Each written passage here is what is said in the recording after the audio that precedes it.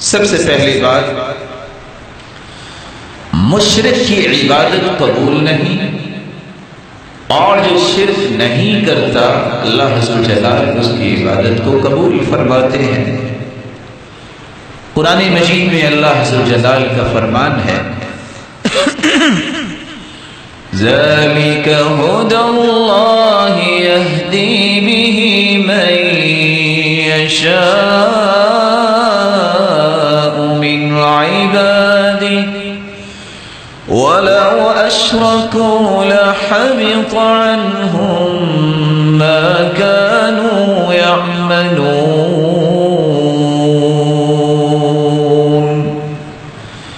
اللہ عز و جل نے 18 پیغمبروں کا تذکرہ کیا ہے، اور ان پیغمبروں کے تذکرے کے بعد فرمایا یہ ان لوگوں کی ہدایت کی بات ہو رہی تھی جن کو اللہ نے ہدایت دی، اور اللہ عز و جل جس کو چاہے ہدایت دے، لیکن اگر یہ برگزیدہ ہستیاں پیغمبر بھی شرک کرتے تو اللہ عز و جل ان کے بھی اعمال کو ضائع کر دیتے، ان کے اعمال بھی ضائع ہو جاتے۔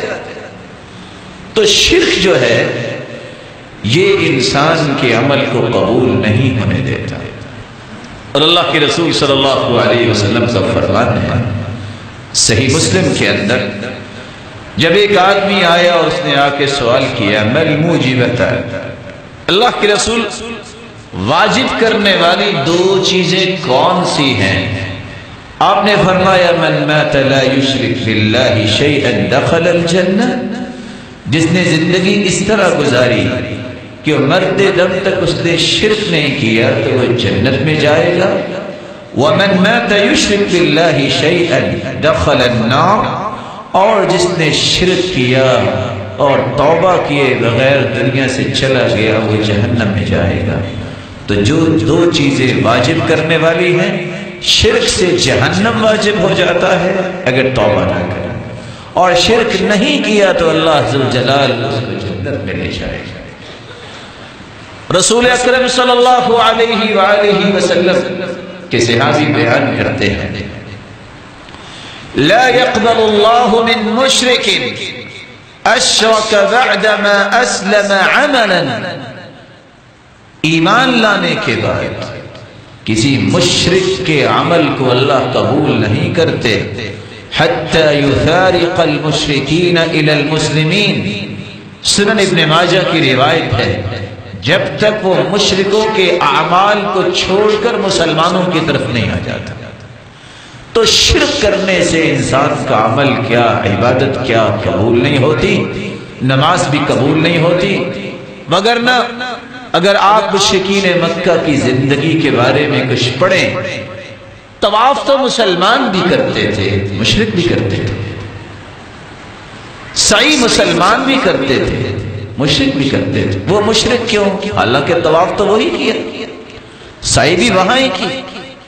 غلاموں کو آزاد مسلمان کریں تو مسلمان، مشرک بھی غلاموں کو آزاد کرتے تھے پھر بھی مشرک۔ وہ صدقات بھی دیتے تھے، اور آپ نے کبھی سوچا ہوگا کہ اس وقت بیت اللہ میں ہجر اسماعیل حطیم کی جو جگہ ہے کیوں نہیں انہوں نے مکمل کی؟ کہتے ہیں یہاں حلال مال لگانا ہے، وہ ختم ہو گیا اس لیے ہم نے بیت اللہ کو مکمل نہیں کیا۔ اعتکاف بھی بیٹھتے، وہ حاجیوں کی خدمت بھی کرتے، وہ قربانیاں بھی کرتے، اور آپ کے علم میں ہونا چاہیے کہ وہ نظر بھی مانتے، لیکن پھر بھی مشرک کیوں؟ قرآن و حدیث سے پتہ چلتا ہے جس نے محمد مصطفیٰ کو اپنا آئیڈیل نہیں مانا، جس نے کلمہ نہیں پڑھا، وہ مشرک ہے۔ یہی وجہ ہے، وہ عبادت تو یہ ساری وجہ لاتے تھے، لیکن مسلمان اس لیے عبادت کرتے تھے رب راضی ہو اور محمد مصطفیٰ کی اطاعت میں عبادت ہو، لیکن ان کی نظر نہیں تھی مشرکوں کی، طواف بھی کرتے اور ساتھ اپنے پاس سے اضافے بھی کر لیتے، تلبیہ میں بھی اضافہ، اپنی مرضی بھی شامل کر لیتے، تو باوجود وہ نیکیاں کرنے کے اللہ عز و جلال نے انہیں مشرک ہی کہا ہے، اور احادیث بھی بیان کرتی ہیں مشرک ہی تھے۔ اللہ ہمیں ہر قسم کے شرک سے محفوظ فرمائے۔